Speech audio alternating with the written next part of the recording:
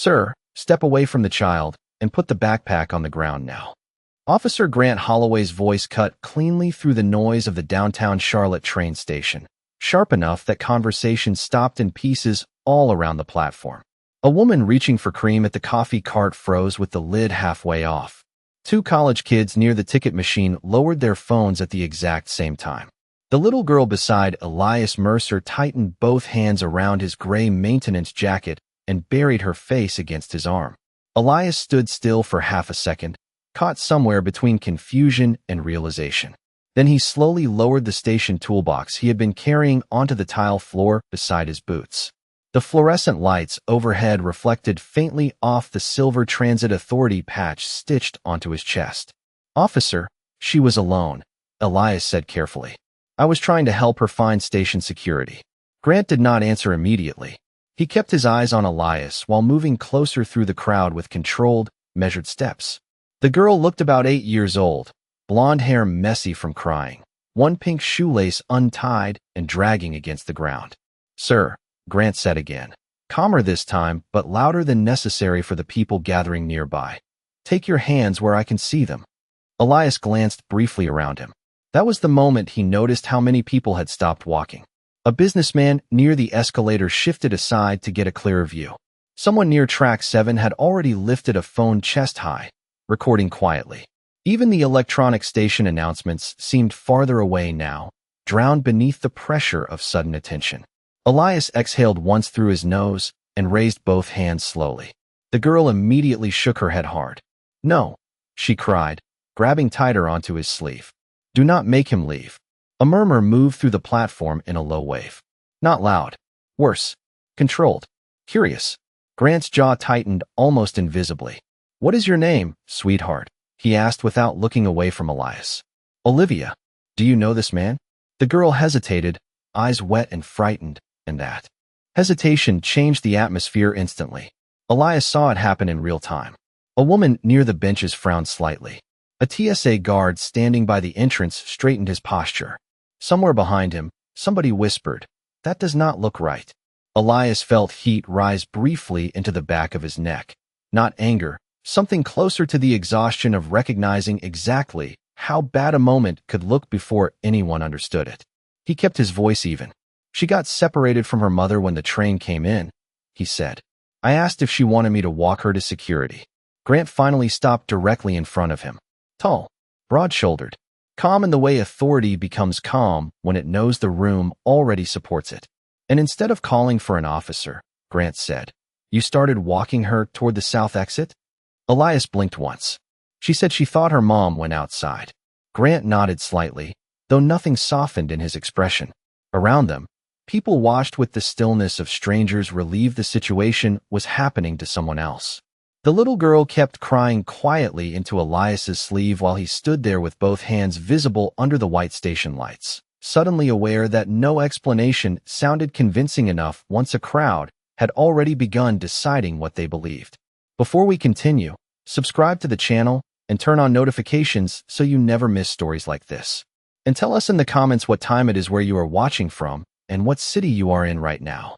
Officer Grant Holloway kept one hand near his belt as another transit officer guided little Olivia toward the security office near the center concourse. The girl resisted at first, twisting halfway back toward Elias before finally allowing herself to be led away. Her small sneakers squeaked softly against the polished station floor. Elias remained where he was for a moment longer beside his toolbox, hands still partially raised out of habit more than instruction. Nobody told him to lower them. That somehow made it worse. Around him, the station slowly restarted itself, but not completely. The rhythm felt uneven now. A man in a navy suit stepped around Elias with exaggerated caution despite there being plenty of space. Near the ticket kiosks, two women resumed their conversation in lowered voices while still glancing over every few seconds. The digital arrivals board clicked to the next departure time overhead, bright amber letters reflecting faintly across the marble columns. Elias bent carefully and picked up his toolbox again. The metal handle gave a dull creak in his palm. He adjusted his grip once before starting toward the maintenance corridor along the west wall. His boots sounded louder than usual against the tile. Or maybe he only noticed them now because the people nearest him had gone quiet again. Not silent, just delayed. Like conversations paused a fraction too long as he passed. At the coffee cart, the older cashier who normally greeted him every Thursday morning with a nod suddenly became very focused on organizing stacks of paper cups. Elias stopped briefly anyway and reached into his jacket pocket for his wallet. "Medium coffee," he said evenly.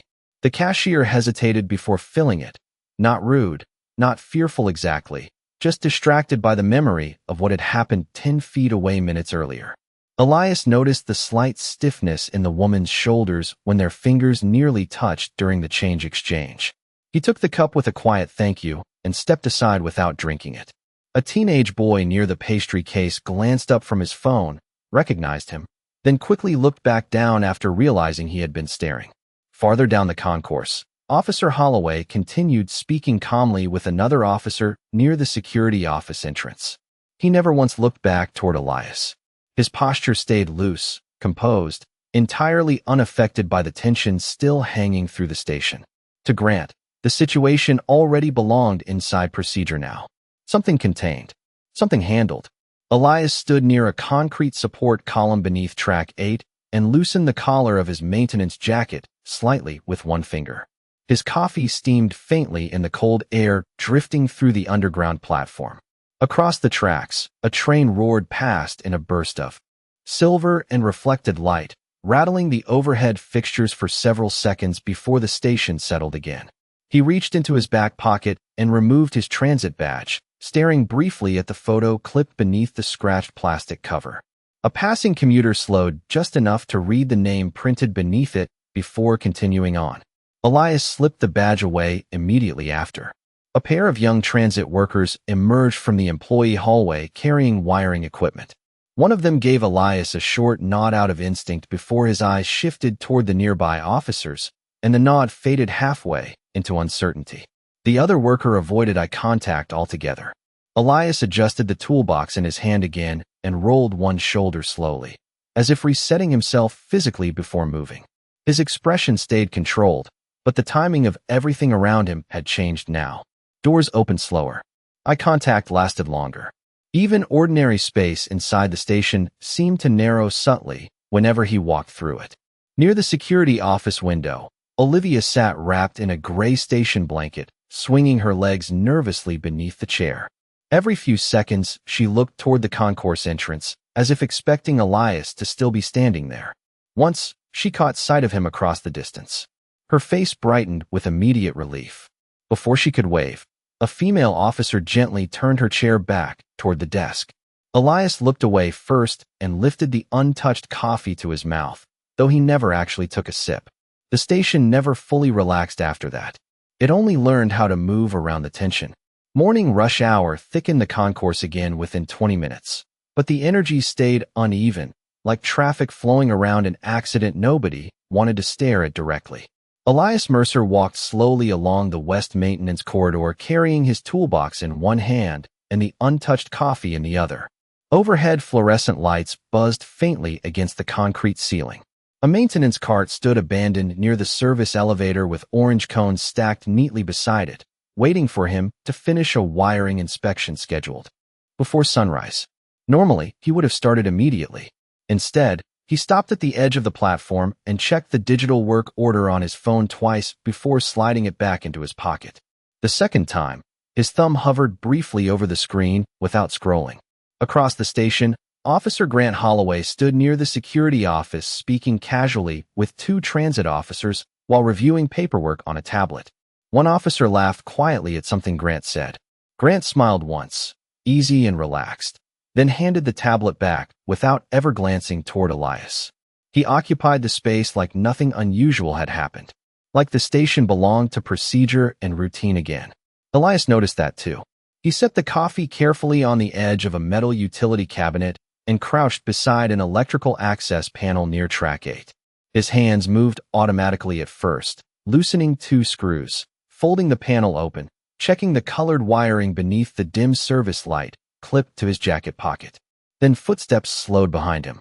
Not close. Close enough. Elias paused with the screwdriver still resting against the panel. reflected faintly in the dark glass across the tracks. He could see a middle-aged couple watching him while pretending to read the departure board overhead. The woman leaned slightly toward her husband and whispered something without fully turning her head. Elias resumed working before they could realize he noticed. A train thundered into the station, pushing a gust of stale wine through the platform. Loose paper near the tracks fluttered briefly against the concrete wall. Commuters stepped around him carefully as they exited the cars, several glancing down longer than necessary at the Transit Authority logo stitched across his back. One teenage boy slowed enough to compare Elias's face to something on his phone screen before his friend quietly nudged him forward. Elias tightened a connection inside the panel and reached for his voltage reader. The tool slipped once against his glove. Barely. Still enough to make him stop. He stared at the wiring for a second longer than the task required before repositioning the device. More carefully this time. Nearby, a woman pulling a rolling suitcase shifted her daughter closer to her side while passing behind him. The movement was subtle enough that she probably believed nobody noticed. Elias did. His jaw tightened almost invisibly before relaxing again. He finished the reading, logged the numbers into his work tablet, then wiped his hand slowly against the side of his maintenance pants, though there was no grease on his gloves. At the far end of the platform, Olivia remained inside the security office with the gray blanket still wrapped around her shoulders. Through the glass, Elias could occasionally see the top of her blonde head moving as she spoke softly to the female officer beside her. Every now and then she looked toward the concourse windows. Waiting. One of the younger transit officers stepped outside the office carrying a coffee tray. His eyes landed briefly on Elias before shifting away too quickly. The officer kept walking, but his pace changed slightly after passing him, faster by just enough to feel deliberate. Elias closed the electrical panel and stood, rolling tension out of one shoulder with a slow backward motion. The station lights reflected faintly off the polished floor around his boots. He picked up his toolbox again and started toward the next maintenance point near track 6, conscious now of the distance people kept without ever making it obvious. Nobody confronted him. Nobody said anything openly hostile. That almost made the atmosphere heavier. The silence carried its own shape now. Conversations lowered as he passed, then resumed once he moved beyond earshot. A pair of businessmen near the newspaper stand stopped talking entirely until he walked by. Even the station employee at the information desk looked up twice in the span of 30 seconds before forcing himself back toward his computer monitor. Across the concourse, Grant Holloway signed another report beside the security office counter, calm and composed beneath the white station lights, while Elias adjusted his pace for the third time that morning without fully realizing he was doing it. The overhead speaker announced a 10-minute delay on the northbound red line just as Elias Mercer reached the maintenance junction near track 6. A ripple of irritation moved through the platform immediately. Commuters checked watches. A man in a camel coat muttered under his breath and stepped away from the crowded boarding area. The station tightened again, people clustering closer together beneath the bright fluorescent lights and low concrete ceiling. Elias crouched beside an open service panel near the track edge and scanned the diagnostic screen clipped to the inside wiring rack. One of the signal relays had failed to reset properly after the previous train passed through. Normally, protocol required a transit supervisor to sign off before maintenance could manually override the system during active passenger traffic. Elias knew that. Everybody working transit knew that. He also knew the delay would keep stacking every 7 minutes if nobody reset it soon. He looked once toward the far side of the platform where the operations office windows overlooked the tracks. No supervisor in sight yet. Behind him, the waiting crowd continued growing denser. The pressure inside the station shifted from curiosity into impatience. Several people already recognized him now. That made every movement feel more visible than it should have.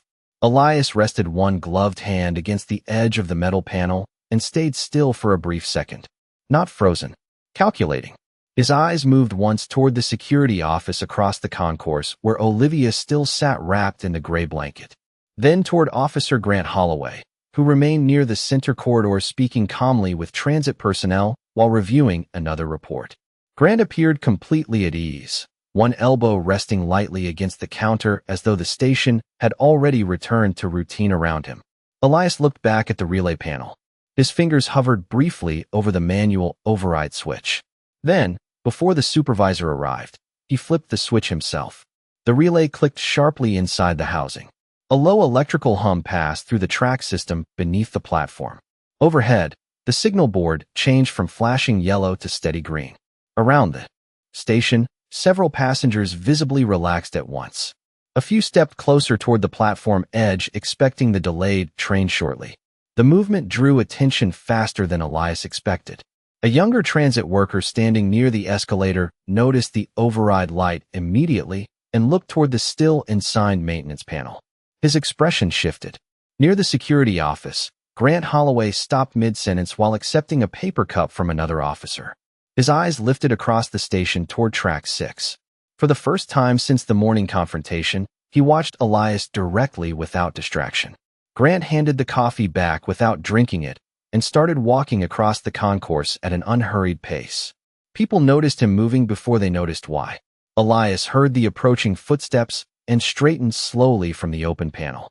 He wiped one hand once against the side of his work pants before clasping both hands loosely around the handle of his toolbox. The arriving train lights appeared far down the tunnel now, pale white reflections shaking faintly against the tracks. Grant stopped beside the open service panel and glanced first at the override switch, then at the missing supervisor authorization line on the digital maintenance screen. "You reset live track flow without clearance?" he asked evenly. The question was calm, but it landed hard enough nearby conversations softened again almost instantly. Elias kept his posture controlled. "The relay loop was backing up inbound traffic," he said. "It would have shut down the next platform too." Grant's eyes remained on the unsigned work order. Procedure still exists for a reason. A few commuters near the boarding line turned fully toward them now. One man lowered his newspaper without pretending otherwise. The train thundered closer through the tunnel, headlights washing silver light across the concrete walls. Elias adjusted his grip on the toolbox handle once when the metal edge pressed too tightly against his palm. "I monitored the track timing before the reset," he said carefully. "It was safe." Grant held his stare a moment longer than necessary. Then he reached past Elias and closed the service panel himself with a solid metallic snap that echoed briefly through the station. "You do not make independent calls while this situation is still under review," Grant said. His tone never rose. That almost made the surrounding silence heavier. Elias's jaw tightened subtly before easing again. He gave a single nod, small and controlled, then stepped back half a pace to reopen distance between them. Around the platform, people slowly returned attention toward the arriving train, but not completely. Several eyes lingered. The train brakes screamed softly against the rails as the first cars rolled into the station, and beneath the wash of white fluorescent light, Elias lowered his gaze briefly toward the closed panel before lifting it again, shoulders squared carefully back into place. The Red Line train had barely finished unloading passengers when the signal board above track 6 flickered again. A sharp electronic chirp echoed through the station ceiling, followed by a strip of red warning text crawling across the arrivals monitor. "Service interruption detected." Several commuters groaned immediately. Others stopped mid-step and looked upward in frustration. Near the platform edge, one of the younger transit workers glanced toward the sealed maintenance panel beside Elias Mercer, then toward the operations office windows above the concourse. That relay did not fully cycle. The worker muttered under his breath. Elias heard it. So did Officer Grant Holloway. Grant folded his arms slowly across his chest and turned toward the track monitor as another warning light began pulsing beside the rail control box. The station noise shifted again, not chaotic, worse, compressed. Irritated passengers packed tighter beneath the fluorescent lights while the next inbound train slowed somewhere deep inside the tunnel system. The delay ripple was spreading now. A dispatcher's voice crackled faintly through the overhead radio clipped to the belt of a nearby transit employee. Track 6 response needed immediately. Signal desync affecting inbound sequencing. The young transit worker looked uncertainly between Elias and the operations office. "Supervisor is still upstairs," he said. "Could take 10 minutes. You have maybe 3, Elias replied before he could stop himself. Grant's eyes moved back to him instantly. The younger worker hesitated. If the timing lock fails completely, the next train gets held outside the tunnel and backs up both northbound lines. Several nearby commuters overheard that. Their attention sharpened immediately. A businessman near the platform edge lowered his phone from his ear. A woman with 2 children pulled them slightly closer while staring toward the flashing signal board overhead. Elias looked toward the relay panel again. He already knew what was wrong. The reset sequence had completed too quickly. One of the secondary timing relays was stuck halfway through synchronization. It was fixable in less than 2 minutes if somebody manually recalibrated the cycle from inside the trackside service box. But doing that during active station flow without authorization could trigger disciplinary review immediately. After what had already happened that morning, everybody knew exactly whose name would end up on the report. Grant stepped closer beside him, calm as ever beneath the station lights. "Do not touch that panel again," he said evenly. Elias did not answer right away. The warning light continued pulsing bright red against the polished floor tiles. Across the concourse, passengers were beginning to notice station employees moving faster now. Small movements. Radios lifted, eyes turning toward track 6. The atmosphere thickened by degrees. "You heard me," Grant added, quieter this time. "You wait for clearance." Elias looked once toward the operations office windows above them. Still empty. Then toward the tunnel entrance where distant train lights flickered faintly against the concrete walls. The delay timer on the overhead board changed from 4 minutes to 7. A low wave of frustration rolled through the crowd. One commuter cursed softly.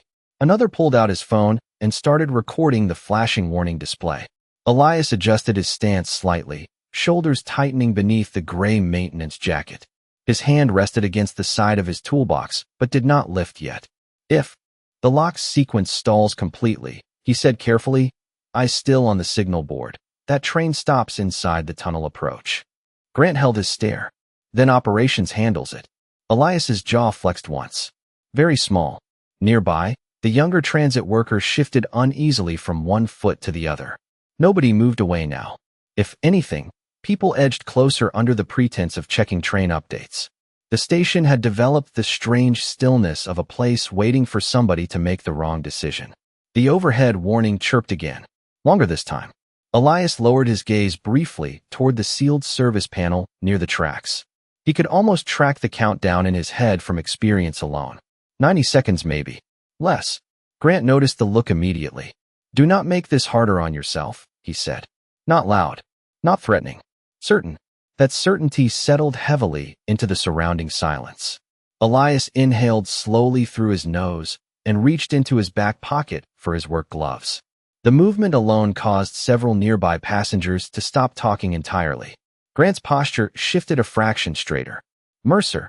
Elias slid the gloves on carefully, one finger at a time, eyes lowered toward the track panel instead of the officer standing beside him. "I gave you a direct instruction." The train lights in the tunnel grew brighter now. Too bright. Too fast. Elias finally looked up toward the track monitor one last time. Then he crouched beside the service panel anyway. The reaction around them happened instantly without anybody actually intervening. A woman near the boarding line stopped mid-sip with her coffee still raised halfway to her mouth. The younger transit worker took one unconscious step backward. Even the station announcements overhead seemed swallowed beneath the sudden concentration of attention narrowing toward one man kneeling beside a live track control box after being told not to touch it. Grant stared down at him, expression hardening for the first time all morning. "Stand up," he said. Elias's hands paused briefly above the latch release. One beat, barely longer than a breath. Then he opened the panel. The sharp metallic snap echoed farther than it should have. Several heads turned immediately across the platform. The red warning light continued flashing against Elias's face while he reached inside the housing and scanned the relay sequence with controlled precision. Grant remained standing directly over him now, close enough that everyone nearby could feel the imbalance between them without a single raised voice. "You are done making independent calls today?" Grant said flatly. Elias did not look up. One gloved hand adjusted a timing dial inside the relay housing while the other steadied the wiring bracket against the vibration from the approaching train. Sweat had begun gathering lightly along the side of his temple despite the cold underground air. He ignored it. Behind them, commuters watched openly now. Not dramatic. Focused. Waiting to see whether he fixed the system or buried himself deeper. Elias's movements remained precise, but tighter than before, controlled too carefully. The arriving train thundered closer through the tunnel as the red warning light kept pulsing across the crowded station walls. And above the tracks the delay timer climbed again, while every eye near track 6 stayed locked on the man Officer Grant Holloway had already decided could not be trusted. The station seemed to hold its breath after that. The flashing red warning light still pulsed across the platform walls, but everything around it slowed into an uneasy quiet. Elias Mercer remained crouched beside the open service panel, one knee against the cold tile floor, shoulders steady beneath the gray maintenance jacket. The approaching train had stopped somewhere short of the platform now. Its headlights remained visible deep inside the tunnel, pale and unmoving through the dark concrete throat beyond track 6. A low mechanical hum vibrated faintly beneath the rails. Elias adjusted the timing dial another fraction of an inch, then stopped with his fingers resting lightly against the switch housing. Not frozen. Listening. The relay inside the panel clicked once, unevenly. Around him, nobody spoke above a murmur anymore. Passengers near the boarding area kept glancing toward the track monitor. Overhead, then back toward Elias kneeling under the station lights.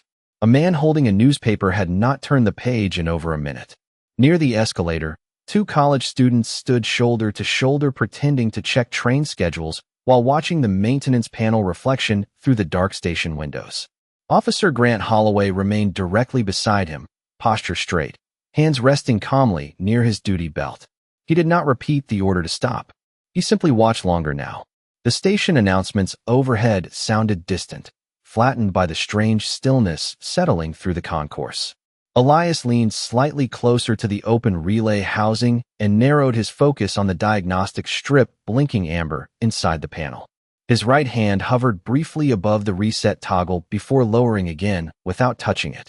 Sweat had dried faintly along the edge of his temple. He wiped it once with the back of his wrist, slow and absent-minded, then rested both hands lightly against the metal frame while rechecking the relay sequence in silence. Across the concourse, Olivia sat upright in the security office chair with the gray blanket slipping halfway from one shoulder. She watched the platform through the glass, without moving much now. Every few seconds her eyes drifted toward Elias beside the tracks. The female officer near her desk followed her gaze once, then quietly looked away again. Elias finally reached inside the housing and adjusted a secondary contact pin near the lower relay bracket.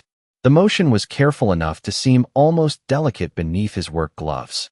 A soft electronic tone sounded from somewhere inside the system. Different this time. Less urgent. He paused immediately after hearing it. The fingers of his left hand flexed once against the edge of the service panel before relaxing again. Nearby, one commuter shifted his weight and glanced toward Grant as if waiting for some reaction from him first. Grant gave none. His attention stayed fixed on Elias with the same measured calm, though he no longer looked at the crowd around them. Only the open panel. Only the man kneeling beside it. The warning light overhead continued, flashing red across the polished floor tiles between them. Elias lowered his gaze briefly toward the track itself, listening again to the vibration under the rails. Then he exhaled slowly through his nose and straightened his back, just enough to ease pressure from one shoulder, without fully standing. The movement carried a trace of fatigue now. Small, controlled, gone almost immediately. Far down the tunnel, the stopped train lights flickered once against the concrete walls. Nobody on the platform missed it. The silence stretched tighter across the station after that. Not dramatic, simply prolonged, like the entire concourse had drifted into the same suspended moment waiting for something unseen to either fail completely or finally lock into place. Then the track monitor changed. It happened so quietly at first that only Elias Mercer noticed it. The amber diagnostic strip inside the open relay housing stopped blinking out of sequence and settled into a steady pulse. One beat later, the harsh red warning light above track 6 disappeared completely. The platform ceiling dimmed back to its normal fluorescent glow. A soft mechanical thud echoed beneath the rails as the stalled synchronization lock finally engaged somewhere deep inside the tunnel system. Elias did not move immediately. He kept one hand resting lightly against the relay housing, eyes fixed on the diagnostic strip for another second to confirm the cycle held steady. Then the overhead speakers crackled back to life. Attention passengers. Northbound Red Line service is now resuming. Please stand clear of the platform edge. The change rolled through the station instantly. Not loud. Sharp. Commuters who had been staring at the warning board turned toward the tunnel entrance at the same time. The stopped train lights deep inside the concrete passage suddenly began moving again. Slowly at first, then steadily forward. A few people near the boarding line exchanged quick glances. The younger transit worker standing behind Grant looked back toward the service panel with open confusion now. That should not have cleared that fast, he said quietly. Nobody answered him. The train emerged from the tunnel. Moments later with its headlights washing white across the station walls. No grinding stop. No emergency halt. The timing sequence held perfectly as the cars rolled into the platform in smooth synchronization beneath the overhead signals. Several passengers instinctively looked from the arriving train back toward Elias still kneeling beside the panel. The shift in attention was immediate and visible. Not suspicion anymore. Recalculation. Grant Holloway remained standing beside him, but something in his posture changed at last. Small. His hand, which had been resting near his belt the entire morning, lowered slowly to his side. He glanced once toward the signal board overhead as though expecting another warning to appear. None came. The platform indicators remained solid green across all tracks. A transit dispatcher's voice burst through the nearby employee radio clipped to the younger worker's vest. Track 6 lock restored. Who completed the field reset? The younger worker looked automatically toward Grant first. Grant did not answer. The dispatcher repeated the question. Control needs confirmation immediately. That manual recalibration prevented a full inbound shutdown. This time several nearby commuters heard it clearly. A woman near the escalator lowered her phone from where she had been recording the delays. Two businessmen near the platform edge looked directly toward Elias without speaking. Inside the security office across the concourse, Olivia suddenly stood upright in her chair, pressing both palms against the glass when she saw the train finally arrive. Elias reached calmly into the open service panel and reset the final relay switch into lock position. His movements had not changed at all. Same measured precision. Same controlled pace. He closed the panel carefully with both hands until the latch clicked securely into place. Only then did he rise to his feet. Grant watched him stand in silence. For the first time all morning, he looked slightly behind the moment instead of ahead of it. The younger transit worker stepped closer to the panel and checked the system screen himself. His eyebrows lifted almost immediately. Wait, he said, staring at the display. He corrected the secondary timing drift too. He looked toward Grant now instead of Elias. If that train had stalled in the tunnel approach, the whole northbound line would have backed up for miles. The station around them seemed to absorb that information in a wave. Nothing dramatic happened. Nobody applauded. But the atmosphere shifted hard enough to feel physical. Several passengers who had spent the last hour watching Elias cautiously now looked away first. One man folded the newspaper he had been holding without reading. Near the coffee cart, the older cashier stared toward the track panel with her mouth slightly parted before quickly returning to wiping the counter. Grant finally looked down at the closed service housing beside Elias. Then toward the moving train, now unloading passengers normally beneath the restored green signals. His jaw tightened once. Briefly, the younger officer's radio crackled again. Who authorized the override? This time nobody answered immediately. The silence stretched just long enough to become noticeable. Grant opened his mouth as if to respond automatically, but stopped halfway through the motion. His eyes shifted toward Elias again. Really looked at him now for the first time that morning. Not at the jacket. Not at the situation around him. At the work itself. Elias removed his gloves slowly, finger by finger, then folded them once into the back pocket of his maintenance pants. His breathing remained steady despite the sheen of exhaustion still visible along his forehead beneath the station lights. Across the platform, commuters continued boarding the train in orderly lines while glancing back toward track 6 with quieter expressions than before. The pressure inside the station had not vanished. It had changed direction. And standing beside the sealed relay panel with the restored signal lights reflecting green across the polished floor, Officer Grant Holloway no longer looked like the only man in control of the situation. The train doors opened with a soft hydraulic hiss, and passengers began stepping onto the platform again in orderly lines. The movement through the station resumed, but the rhythm had changed. People still looked toward track 6 as they walked. Only now their attention settled differently when it reached Elias Mercer standing beside the sealed relay panel. Some glanced away quickly after recognizing him. Others held the look a second longer, not with suspicion anymore, but with the lingering awareness of having watched the entire situation unfold in the wrong direction. Elias bent to pick up his toolbox from beside the track wall. The metal handle scraped lightly against the tile before he steadied it with both hands.